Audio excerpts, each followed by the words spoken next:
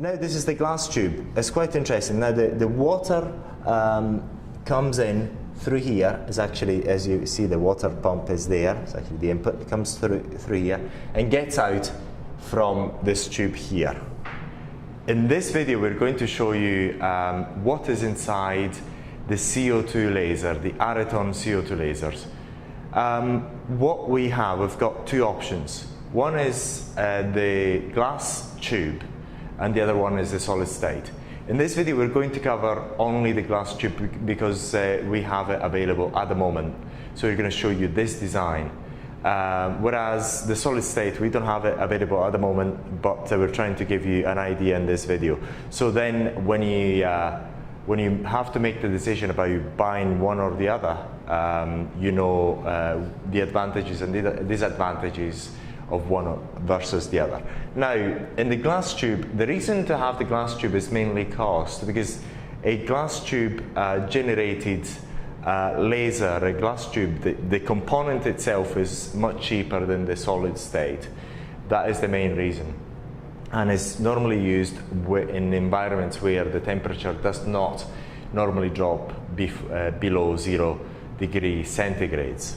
It's because the glass tube does require water inside the system in order to operate normally. So in the glass tube design, which we're going to show you in a minute, we're going to have a water tank and maintenance is required. If you watched our videos, you'll see that we show you how to change the water inside the CO2 laser and how to put it in and so on. And this is a routine maintenance that you have to perform with the CO2 laser glass tube. And if you still want a CO2 laser glass tube device, then you have to, and the temperature is likely to fall below 0, you have to add an antifreeze inside the system. So whereas the solid state is more expensive than the glass tube, but it's simpler in design than in construction than the glass tube. And this is because we're not going to have a water tank required, and there's no also the pump inside the system. So it's easier to construct, but the solid state CO2 laser is more expensive. That's the main price difference factor. So it's more expensive, but it's virtually maintenance free. Right now we're going to talk to you about the glass tube design only because we have it here available. So we're going to show you that. The main components are a circuit breaker in order to protect the system from overcurrent, and this is as soon as the input comes in from the mains. The power supply to the CO2 glass tube, which we're going to show you in a second, which we've got a number of options, and in this case we're going to show you the 40 watt option. The power supply to the two printed circuit boards, we've got one circuit board, the smaller one, which controls this particular head here. So if we can actually show this particular head here. So we've got a small PCB, which we're going to show you shortly, and is mainly controlling this head here. And another one which controls the overall system, which we're going to show you in a second. Then we've got a water pump, which is necessary for the functioning of the laser, and the water tank and an air pump. In the solid state, we've got pretty much the same thing, but the water pump and the water tank are gone because they're not needed. So it's a simpler design than the glass tube solid state. But now we're going to show you this design. So if we can actually show the device, if we can actually turn around here, so we can actually show. So we've got this particular PCB, this particular small one, which controls this head, the fractional head, and the main PCB, which controls the overall system, is this one.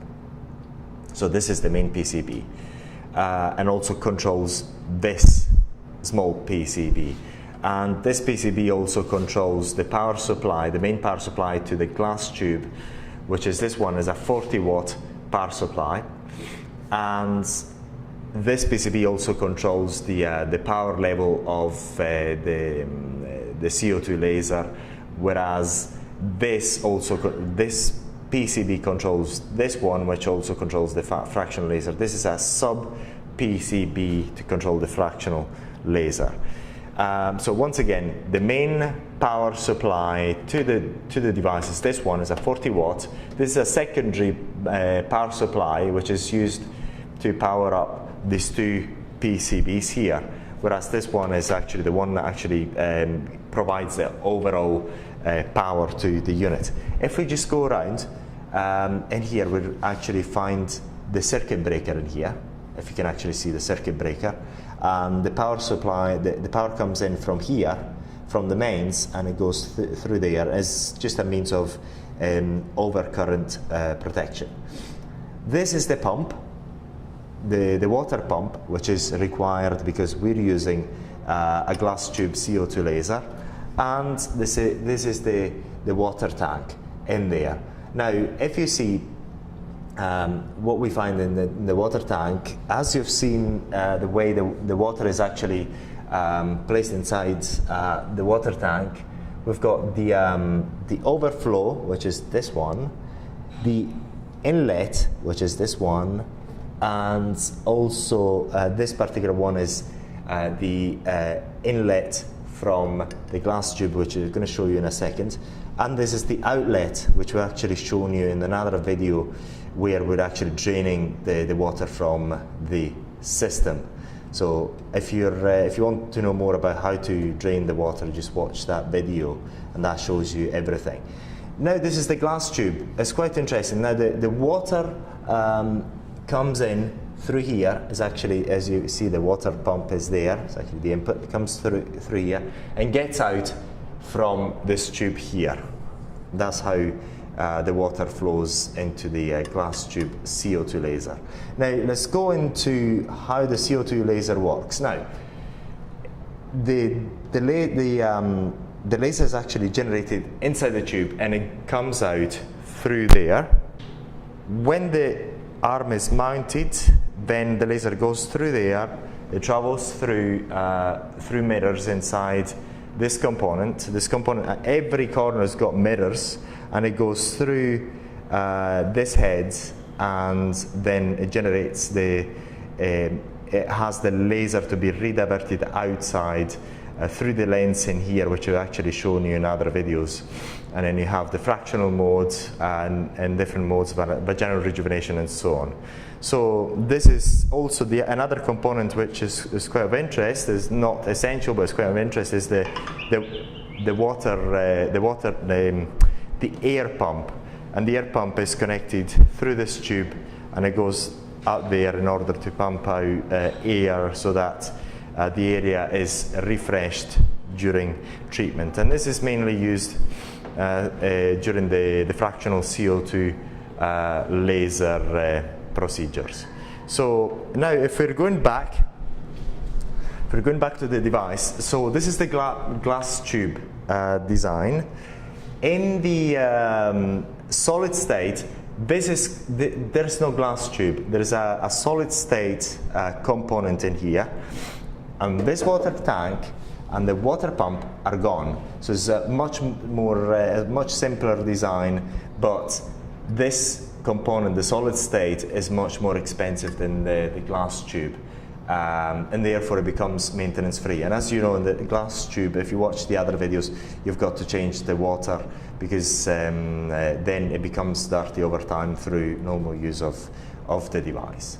So, so hopefully this clarifies the design of this particular device. If you have any questions about this particular device, let us know. As you've seen, we are the only manufacturer showing you how the device is constructed.